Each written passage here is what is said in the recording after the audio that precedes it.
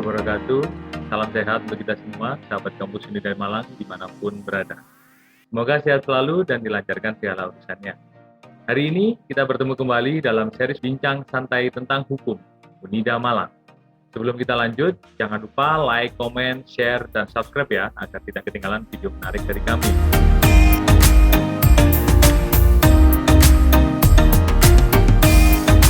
Tema yang akan kita angkat hari ini yaitu tentang politik uang dalam pemilu dan pilkada. Mungkinkah diberantas?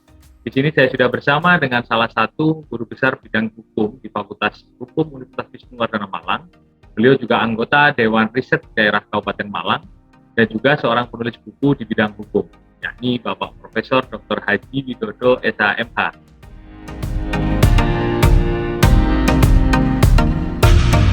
Assalamualaikum Prof. Widodo. Waalaikumsalam warahmatullahi wabarakatuh. Sehat selalu Prof. Ya? Alhamdulillah. Jadi gini Prof, tema yang kita angkat kan politik uang dalam pemilu dan pilkada. Ya. Kalau kita berbicara masalah politik uang di Indonesia ini sesungguhnya bukanlah hal yang baru. Pemilu yang baik seharusnya kan terjadi di negeri kita ini Prof. Seperti halnya pemilu itu dilaksanakan dengan suasana yang sangat demokratis, jujur, adil, dan serta tidak mengenal politik uang seharusnya. Semua partai peserta pemilu bertarung dengan fair dan objektif dan tidak mengandalkan uang dan kekuasaan, melainkan mempertaruhkan gagasan keindonesiaan mereka sebagai partai pemilu. Nah, mengingat daripada tema kita hari ini, Prof, sepertinya teman-teman pengen tahu sih pengertian pemilu dan pilkada itu sendiri seperti apa sih, Prof? Mungkin bisa dijelaskan. Ya, jadi begini, berdasarkan ketentuan dalam Undang-Undang Dasar 1945 itu memang ada yang disebut dengan pemilihan umum, kemudian ada yang disebut dengan pemilihan kepala daerah. Jadi pemilihan umum itu adalah untuk memilih presiden, wakil presiden, kemudian anggota DPD, kemudian anggota DPR RI, kemudian anggota DPR provinsi, kemudian anggota DPRD kabupaten kota. Itu namanya adalah pemilihan umum. Sedangkan pemilihan kepala daerah tentu itu adalah satu pemilihan yang dilakukan untuk memilih kepala daerah, yaitu gubernur, kemudian bupati, dan wali kota. Jadi memang gitu, bahkan aturannya yang harus dipilih oleh rakyat melalui pemilihan umum itu adalah pemilihan presiden dan wakil presiden, kalau kita lihat dari ketentuan hukumnya di dalam Undang-Undang Dasar 1945.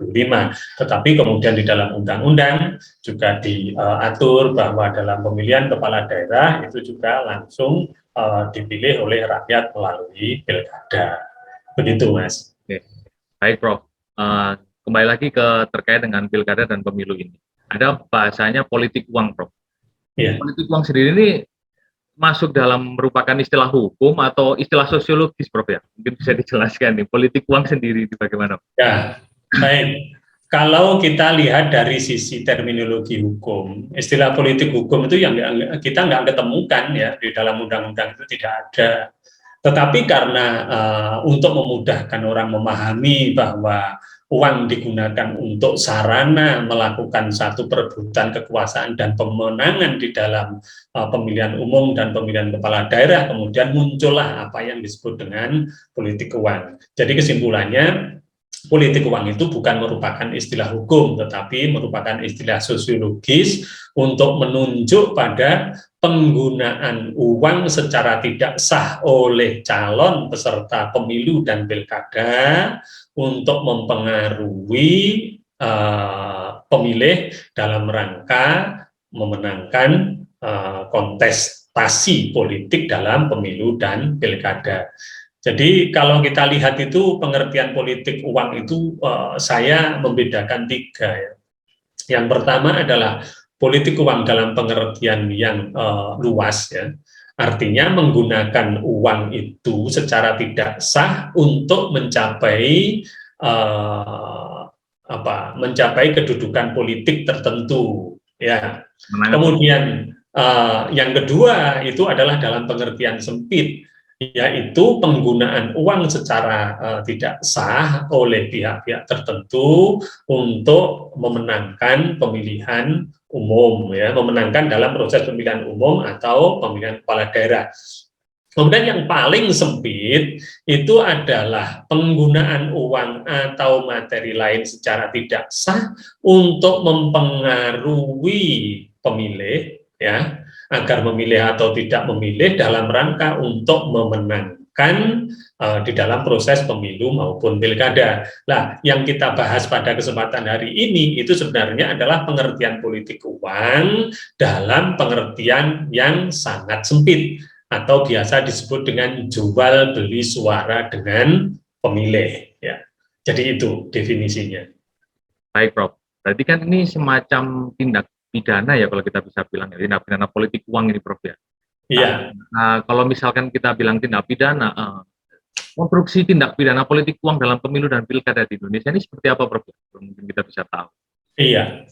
Jadi sebenarnya politik uang itu dalam pengertian yang sangat sempit itu seperti suap, ya. Seperti suap. Artinya ada orang yang memberi uang atau materi lain, kemudian juga ada orang yang menerima uang atau materi lain. Tujuannya apa? Tujuannya adalah dalam rangka untuk agar seseorang itu menjadi pemenang di dalam satu pemilihan umum atau pemilihan kepala daerah.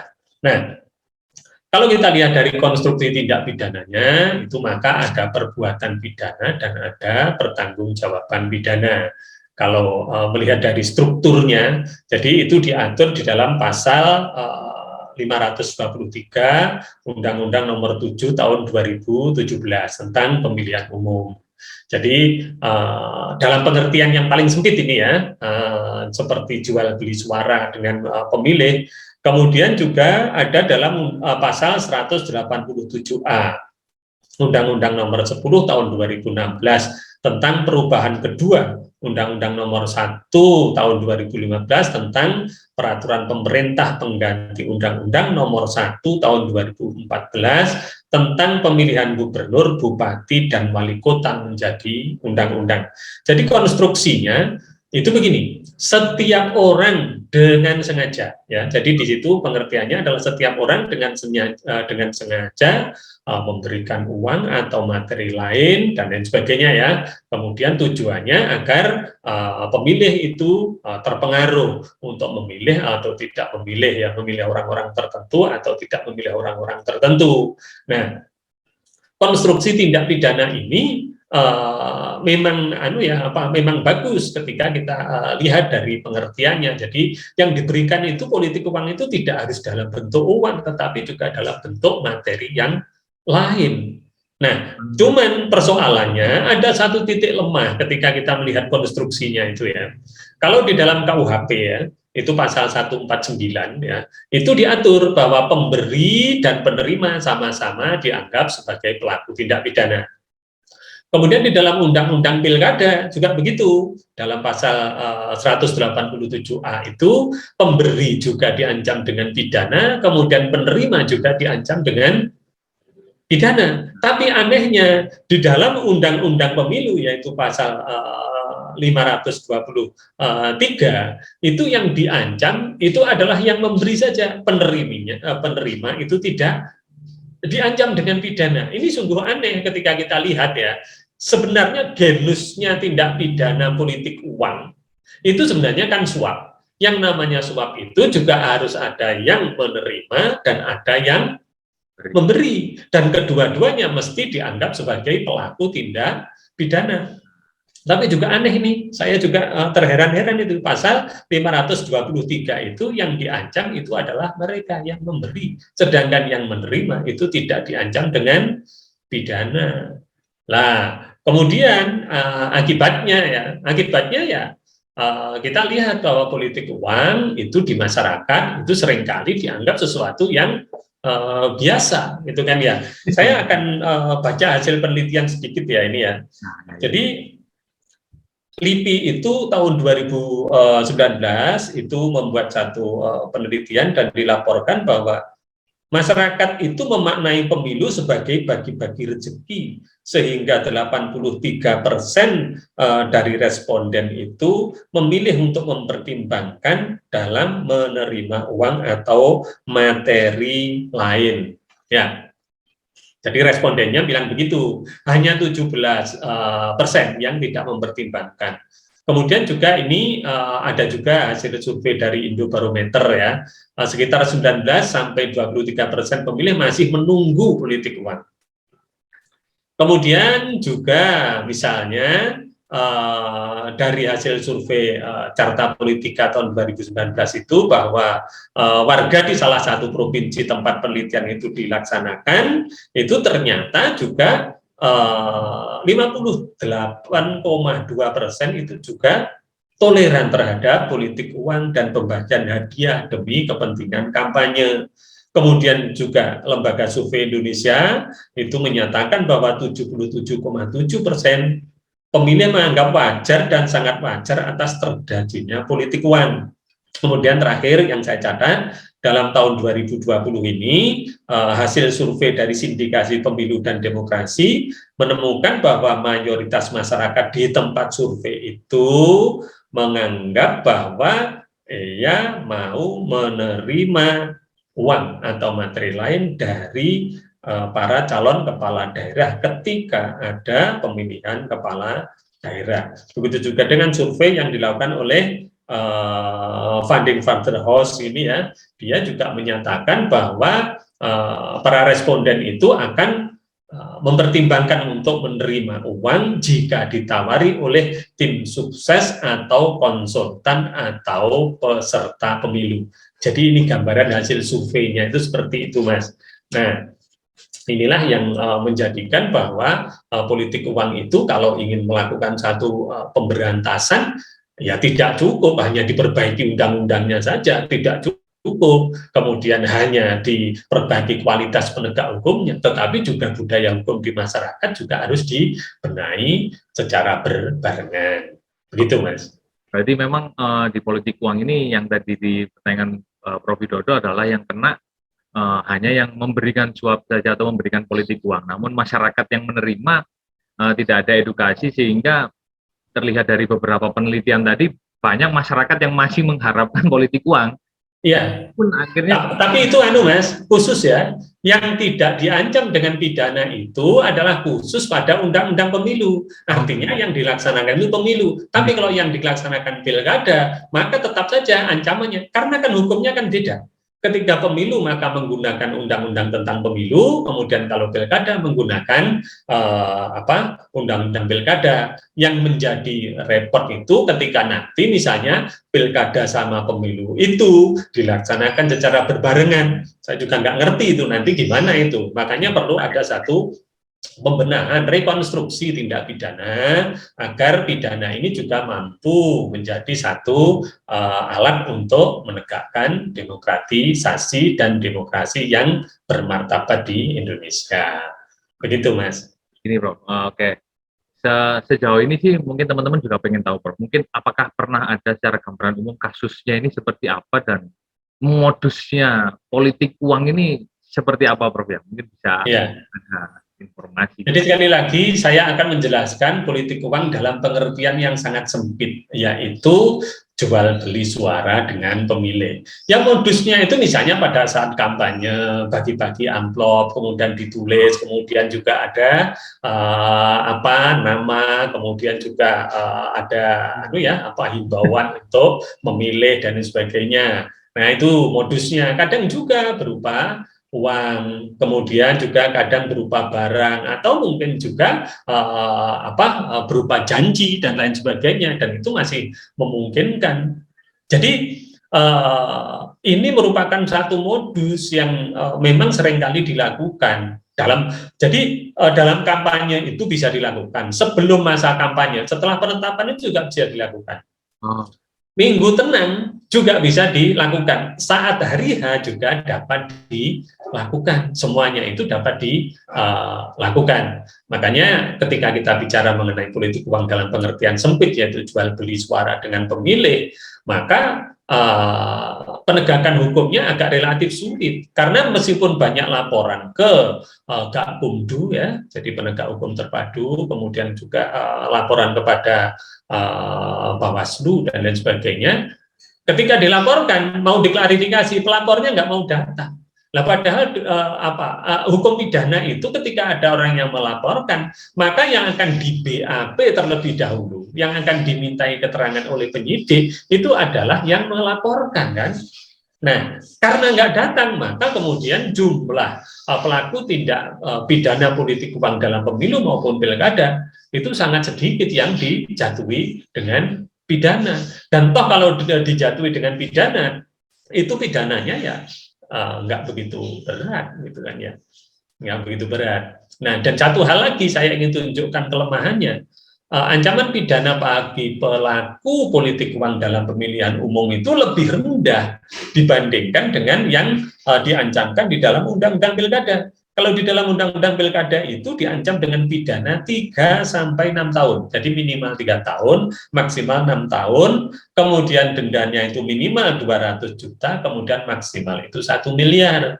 Dia menggunakan sistem minimum khusus dan maksimum khusus, sehingga disinilah ini penting. Karena apa? Karena dapat memberikan pedoman pemidanaan kepada hakim bahwa dia itu sepanjang memang memungkinkan dapat menjatuhkan pidana antara minimum dan maksimum. Ini berbeda dengan ancaman yang ada di dalam Undang-Undang Pemilu, yaitu hanya 3 tahun ya, yaitu apabila dia melakukan satu politik uang pada saat masa kampanye, dan maksimal dendanya cuma 24 juta. Kemudian di dalam pasal 523 itu, apabila itu pemberian pada masa tenang, itu ancamannya 2 tahun, dan dendanya itu cuma 48 juta. Kemudian kalau pada saat hari pemungutan suara itu ancamannya 3 tahun, dendanya itu maksimal 36 juta. Nah, ketika kita melihat dari sini, jadi dari struktur tindak pidana saja, unggulan Undang-Undang Pilkada dibandingkan dengan Undang-Undang Pemilu. Karena apa? Ancaman pidananya itu lebih rendah dalam Undang-Undang Pemilu. Ketika kita ngomong tentang kebijakan pemidanaan ya, ngomong tentang kebijakan pemidanaan, yaitu menjadikan hukum pidana sebagai alat obat terakhir, sebagai ultimum remedium. Nah, kemudian ketika kita melihat dari sisi dari pelaksanaannya, memang ya sedikit sekali yang dijatuhi dengan pidana, karena memang sulit untuk menegakkan, untuk menemukan, apalagi di dalam pilkada. Orang yang diberi uang dia nggak mungkin melaporkan, Pak saya diberi uang, mau. Nah terus gimana? Ya saya laporkan karena dia melakukan politik uang. Nah nanti ketika misalnya diperiksa, loh dia sendiri yang melapor itu ternyata menerima uang, kan juga bisa ditetapkan jadi tersangka, kan masalah kan ini kan. Nah itu dia. Oke, berarti kalau tadi saya menangkap politik uang ini juga bisa terjadi ketika kampanye, masa tenang, bahkan pada hari pelaksanaan pun juga akan ada biasanya politik uang itu ya. Terus kalau melihat juga pelakunya yang jelas pasti salah satu tim sukses atau untuk pemenangan daripada partai tersebut. Lah kembali lagi ketika yang menerima uang tadi di undang-undang secara pemilu ya Prof, yang tidak bisa dikenain pidana tadi, lah terus korbannya ini siapa Prof? Ya, korban itu kan ada 2 pengertian, yaitu korban langsung dan korban tidak langsung. Kalau korban langsung itu yang nggak ada ya. Kalau korban tidak langsung siapa? Ya para calon yang tidak melakukan politik uang. Kalau dia nggak melakukan politik uang, kan sulit untuk terpilih. Karena apa? Karena ternyata dari hasil survei orang-orang itu mau menerima uang. Ya, meskipun tidak semuanya mau menerima uang, dan kita memang belum bisa membuktikan apakah ketika dia itu menerima uang, kemudian jika dia akan memilih atau tidak. Nah, kan jadi masalah kan ya. Nah, maka ketika kita berbicara mengenai kebijakan di dalam hukum pidana itu, sesungguhnya sekali lagi bahwa hukum pidana itu penting, meskipun dia itu sebagai sarana terakhir, tapi ketika itu ancaman pidananya itu lebih serius, apalagi ditambah dengan beberapa tindakan ya, maka itu orang mau melakukan politik uang dalam pengertian sempit tentu berpikir-pikir. Bahkan Mas, ketika kita ngomong politik uang dalam pengertian luas, yaitu proses untuk pemenangan di dalam pemilu, itu bisa diawali dari proses sebelum pencalonan, Mas. Contohnya, apabila ada calon calon independen ya di dalam pilkada itu ya, calon perseorangan, itu kan dia kan harus mempunyai fotokopi ya, persyaratannya kan harus mempunyai fotokopi dari para pendukungnya. Lah untuk fotokopi itu kan terbuka peluang kan ya, terbuka peluang untuk mengganti uang fotokopi dan lain sebagainya. Kemudian juga di dalam satu proses penetapan mungkin juga terjadi. Buktinya apa? Kan ada beberapa oknum dari penyelenggara pemilu yang juga dijatuhi sanksi disiplin, bahkan ada yang dijatuhi sanksi pidana ketika dia melaksanakan itu. Bahkan setelah pemilihan umum selesai, pemilihan kepala daerah selesai, ternyata di belakangnya itu juga mungkin akan terjadi politik uang, yaitu berupa menyuap ya kepada hakim. Apakah ada? Nah itu terbukti kan ada menyelesaikan sengketa pilkada, kemudian terbukti secara sah dan meyakinkan menerima uang dan akhirnya dijatuhi pidana penjara seumur hidup. Artinya ketika kita ngomong tentang politik uang itu pengertiannya sangat luas, dan saya pada kesempatan ini lebih fokus pada politik uang antara calon atau tim sukses atau penyelenggara dengan siapa? Dengan pemilih. Gitu. Oke, baik Bro. Kalau misalkan tadi saya bisa tangkap juga nih, ketika hukumnya sudah ada, terus calon maupun tim sukses maupun penyelenggara itu melakukan praktek politik uang, dan juga penerima selaku pemilih ini juga melakukan politik uang, reaksi penegak hukum selama ini terlihat, padahal ini jelas-jelas nyata Prof ya, ada di depan mata mereka. Ini reaksinya mereka bagaimana Prof sejauh ini kalau penegak hukumnya sendiri? Iya, ya sekali lagi begini, ketika kita ngomong tentang penegak hukum, maka dalam hukum pidana itu penegak hukum itu kan ada advokat, kemudian ada kepolisian, kemudian ada kejaksaan, kemudian juga ada kehakiman, kan gitu kan ya. Nah, jadi sekali lagi bahwa paradigma cara berpikir penegakan hukum itu adalah cara berpikir yuridis. Ketika terjadi satu laporan, kemudian laporan itu tidak diproses karena kurangnya alat bukti, maka juga tidak dapat diajukan ke pengadilan melalui kejaksaan dalam rangka untuk penegakan politik uang ini. Jadi permasalahannya itu bukan pada penegak hukumnya saja, tetapi juga pada orang-orang yang mestinya itu dapat melakukan satu pemberian bantuan kepada penegak hukum dalam rangka untuk penyidikan. Kan begitu, Mas. Oke, berarti ibaratnya kembali lagi dari masyarakat atau penerima mungkin yang berani mengungkap kasus tersebut. Jadi terkait dengan adanya praktek politik yang memberikan dari tim sukses, namun masyarakat seharusnya membantu pihak kepolisian dengan tidak menerima dan melaporkan kepada pihak kepolisian, kan begitu, Bro? Terkait dengan penindakan politik uang ini. Betul. Iya, idealnya begitu, tetapi hasil survei ternyata tidak semua anggota masyarakat begitu. Ya, Prof. Kalau kita melihat daripada dampaknya yang dari politik uang ini kan korbannya yaitu para calon yang lain yang tidak melaksanakan politik uang. Namun apakah politik uang ini berdampak juga kepada demokrasi dan demokratisasi kita ya, Prof? Iya, kalau menurut saya ya berdampak sekali gitu kan ya. Jadi ketika orang itu terpilih dengan cara yang tidak elegan, yang tidak jujur dan lain sebagainya, itu nanti ketika terpilih dia kapasitas dan kapabilitasnya belum tentu memadai, karena terpilihnya itu bukan karena keinginan rakyat untuk memilih dia secara netral, tetapi ada faktor-faktor tertentu.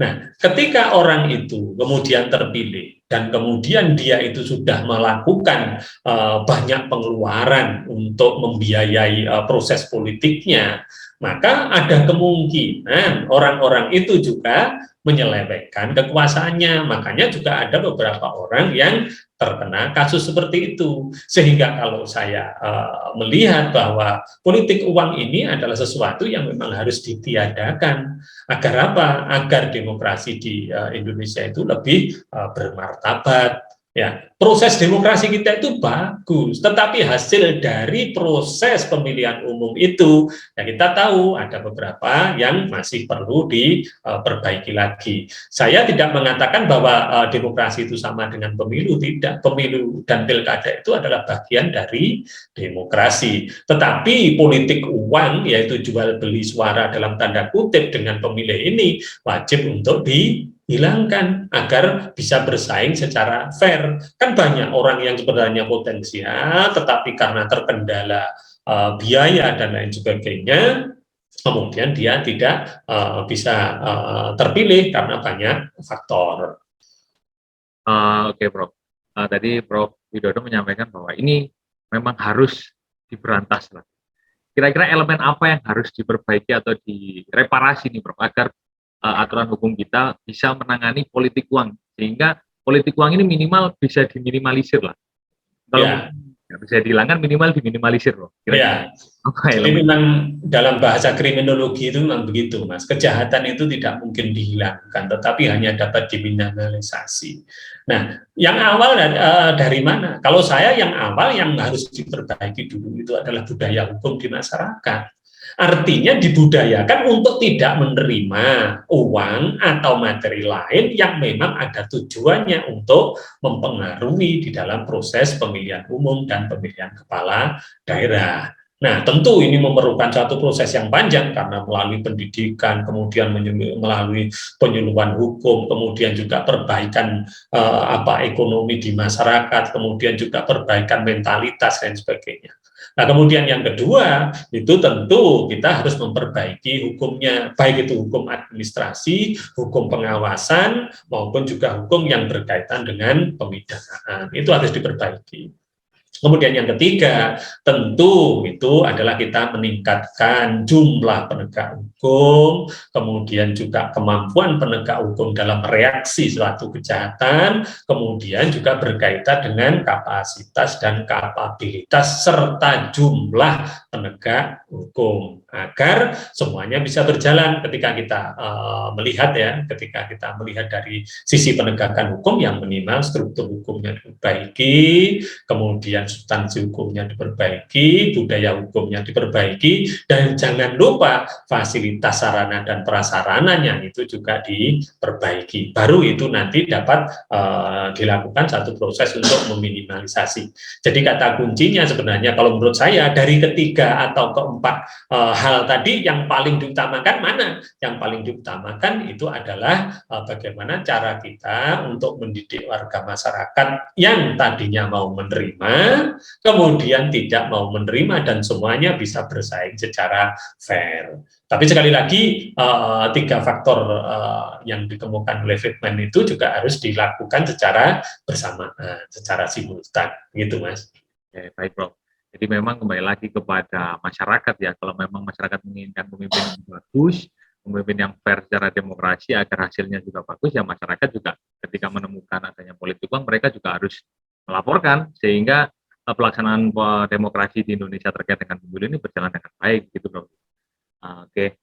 Ya, termasuk juga ini, Mas, yang perlu juga saya sampaikan, ini berkaitan dengan orang yang pernah melakukan tindak pidana politik uang secara sah dan meyakinkan, itu mestinya juga ada sanksi tertentu berupa pencabutan hak politik dalam jangka waktu tertentu. Sehingga ini memungkinkan bahwa orang yang tadinya itu pernah cacat secara moral di dalam pemilihan umum, itu juga masih ada waktu untuk berbenah diri, meskipun pencabutan itu tidak dilakukan selamanya, tetapi untuk dalam jangka waktu tertentu. Ini penting untuk dilakukan itu. Berarti ada penambahan pidana tambahan, yaitu pencabutan hak politik ya tadi, Prof ya? Betul, untuk jangka waktu tertentu. Menarik sekali nih, Prof, terkait dengan politik uang ya. Cuman kita sayang sekali udah berada di penghujung daripada acara. Mungkin nanti kita bisa lanjut lagi, Prof, untuk podcast bicara hukum Unida Malangnya. Ya. Sebelum saya akhiri, terima kasih atas waktunya, Prof. Semoga sehat selalu di masa pandemi seperti ini. Nah, ya. Untuk sahabat-sahabat Unida Malang, terima kasih. Kita berada di punggung acara. Untuk sahabat Unida, jangan lupa saya ingatkan lagi, like, comment, share, dan subscribe ya, agar tidak ketinggalan video menarik dari kami terkait dengan isu-isu hukum yang ada di Indonesia. Terima kasih. Wassalamualaikum warahmatullahi wabarakatuh. Waalaikumsalam warahmatullahi wabarakatuh.